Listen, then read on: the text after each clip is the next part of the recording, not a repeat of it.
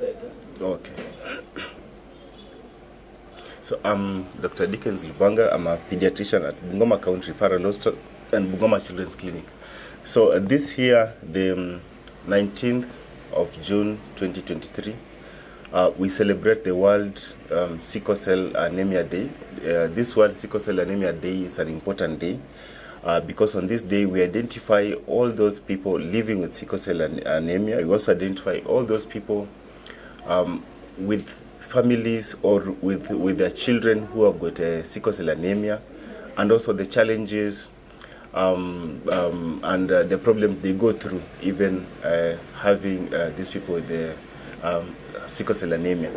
So this year's theme, we are looking at building and strengthening global sickle cell communities, formalizing newborn screening, and knowing your sickle cell disease status. So the main emphasis is on newborn screening. Newborn screening, we are saying that we want newborns to be identified right from birth. Remember the current model when children are born, and then we identify them as they grow up. Remember, it does not allow us to identify these children early and instigate treatment early, because you know that also the earlier we get these children on medication, then the more they are guaranteed of living above their 20th birthday. And so this year we are saying that let all counties, let all everybody, especially in counties which are affected by sickle cell anemia, let us start screening these children right from birth, because that is when we are able to offer solutions to them. Remember, sickle cell has been stigmatized before, because most of those children who have had sickle cell anemia have not lived above their 5th birthday. And that's why most people, whenever they hear that they have a child with sickle cell anemia, then they start having fears, because they know that the life expectancy is not as good as those other children, and they'll not be as healthy as other children who do not suffer from sickle cell anemia. And so this day we come in and we tell them that there's hope, because right now we have better medication, we're having better follow-ups, we have increased number of doctors and other clinicians who have been trained to handle specifically sickle cell anemia. We also have living examples of those who have lived above their 30th birthday. We have those ones even who have children and they're living their lives normally, just like any other people. And that's why we are saying that they do not have to fear. And this is, in 2023, we have hope for them, that we are able to recognize, we are able to institute treatment and care as soon as we make the diagnosis of sickle cell anemia.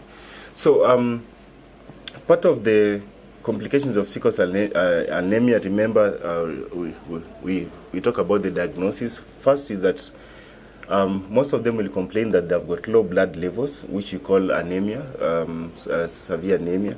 There are those that will be got because of crisis. Crisis, we are talking about the painful crisis. We are talking about pains, which are especially in the abdomen. They can be in the abdomen, they can be in the lower limbs, they can be in the upper limbs. And so some of them, the main complication will be that. And then they also tend to get a lot of infections, which we term as sepsis. And so most of the time, they're usually on treatment to prevent sepsis and also to prevent malaria. Remember, they also, most of them die from effects of severe malaria. And also, as part of the thing that we are really trying to encourage is screening, especially for couples before they decide to have a family, because this is the only intervention that will assist us to reduce the numbers of those people with the sickle cell anemia. Remember, if you have a trait, we encourage that you screen your partner so that they also do not have a trait. If you have a trait and your partner has a trait, you increase your chances of having a child born with the sickle cell anemia. But if one of you does not have a trait, is a normal person without any of those sickle cell traits, then there is almost zero chance of you having a child with the sickle cell anemia. So the reason why we are saying this is also that we have studies that are undergoing at the county referral also, where we notice that Bungoma has a huge burden of sickle cell anemia. We are talking about, right now we are almost heading to 2,000. That is in all the numbers who have been screened, both from Webuye, from Bungoma, from Bumula, and other areas within Bungoma County. So this is a very huge prevalence based on the fact that the current number in the entire country stands as close to 6,000. That is the official results data that we have. Although we still feel like we've not screened enough, because the population that you are talking about are people who are able to afford the HB electrophoresis screening. So with those ones who are able to afford, then we only have that number that you are talking about. But if we are to do a complete overview of an estimation of how many people have sickle cell anemia, I'm sure we'll have higher numbers, because most of the countries are affected are in Western Province, Nyanza Province, and the coast region. That's why we are really advocating that we have almost free testing for every newborn who is born in those counties, so that we are able to identify them. Remember, sickle cell anemia, I usually say, is worse than even HIV/AIDS, because you don't know when you're going to have these symptoms. You don't know when an attack is going to attack you. And so we say that it's high time that also the government focuses on care. It's also one of the non-communicable diseases that we have, and we ask that it be allocated enough funding, it be allocated enough care, so that our hospitals have drugs for sickle cell anemia. We have drugs such as hydroxyurea in our hospitals. We have drugs like paludrin. We have drugs like PNV in our hospitals, and we also include the common vaccinations that we encourage for these patients with sickle cell anemia, including flu vaccination, meningococcal vaccination, and pneumococcal 13 vaccination, which have been shown to assist them to have less crisis and also suffer from less infections. As we said, they are the most common things that will make these children have a crisis. So, and we also saying that most of those patients with sickle cell anemia, we follow them up. There are those ones who have had even families. We are talking about some who have had children. Even there are like 4 cases I have with the mothers with more than 3 children at a time. But we also know that those mothers will have challenges in terms of getting a child, and this can also happen in those children or with those people who have suffered from sickle cell anemia. So, but we're encouraging them that you need, the moment you find out that you are pregnant, you need to start your journey with an obstetrician. And at Bungoma County Referral also, we have clinics where they are run by the obstetricians every Tuesday. And we have two clinics per week. And these children will be assisted, these mothers will be assisted, and they're going to have the bundle of joy at the end of the 9 months. Of course, they're going to have a bit of complications having sickle cell. Remember, we said that the HB is always low, usually for most of those mothers. And so once in a while, they'll be transfused. They'll also be put on medications that sometimes might affect them during that time.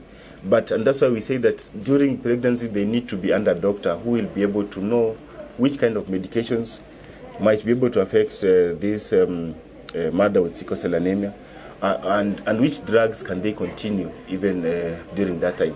And of course, there are those ones that will have, because of the effects of chronic low oxygen tension, because of a low HB in their system, there are those ones that will tend to have premature deliveries, and also whom we call as preterm, and also those who will deliver children with the very low birth weight. We are talking about children of less than 1.5 kilogram. Remember, also these complications might happen even in mothers who do not have sickle cell anemia. We are not saying that these complications only happen to mothers who have got sickle cell anemia. That's why we encourage them that as long as they have a doctor and they also have a regimen whereby they're being followed up in our hospitals, then they can also have their children just like any other mother and enjoy motherhood just like any other mother who have children.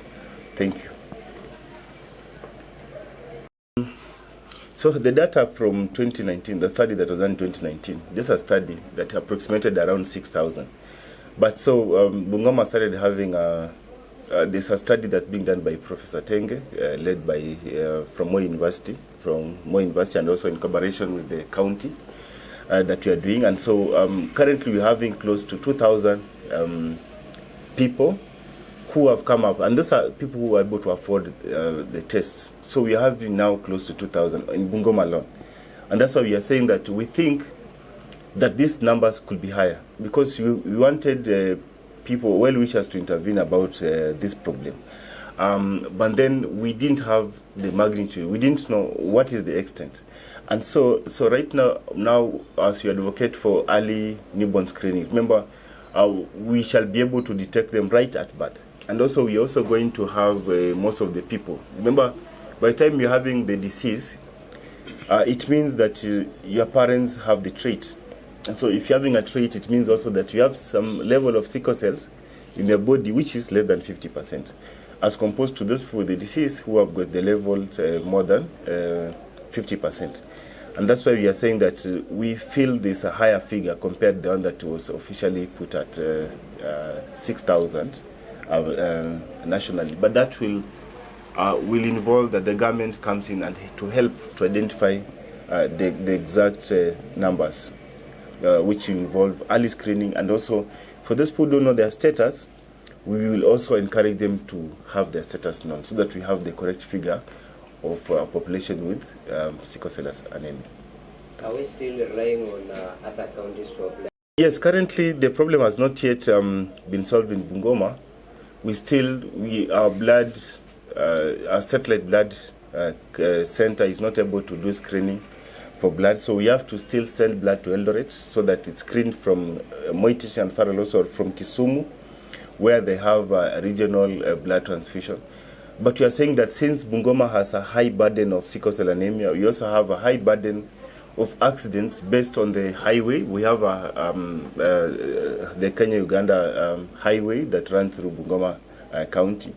We have also other border places whereby we have trucks going there, and we have had an increased levels of accidents. That's why we really wish that the government considers having a fully fledged regional blood transfusion center in Bungoma to cater for the increased cases of blood and the need for blood that we have in Bungoma County.